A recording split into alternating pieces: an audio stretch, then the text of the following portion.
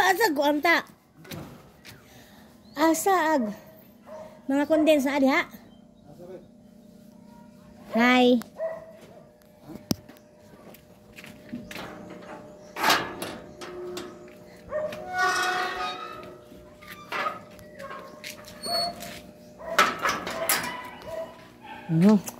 So dear, ako siyang gikuha, dear.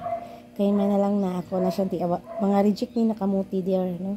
So ako na siyang dungagon sa kong kagalingon para dili gid siya masayang. So dahil sayang dili, dear, no?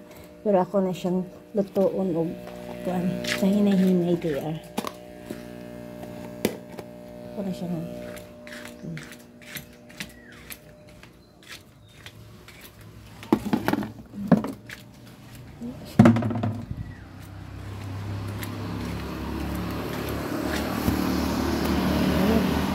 so mga ko atong uban, so naiming duaw. Hi! Hi! Loy kay sila, no? Loy kaya ang mga iradar kung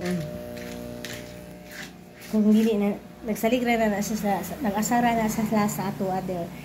Asara na sa lasa ato ay ilahang mga pagkaon, nag-asara sa laha, so need na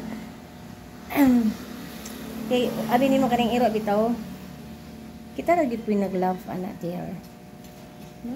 Tayo lang ang nagla-love yan, hindi yung kapitbahay mo, hindi yung kapatid mo, yung mama mo, hindi. Tayo talaga yung nagla-love, yung nagkikare, yung nag-iisip ng ikakabuti sa kanila. Pero kung wala tayo, yun, hindi talaga. Parang yung care, yung comfort, mawala sa kanila. Iba yung pakiramdam talaga. So, babaysa ko ha kasi maghuhugas ako ng yung sudlanan ng salad.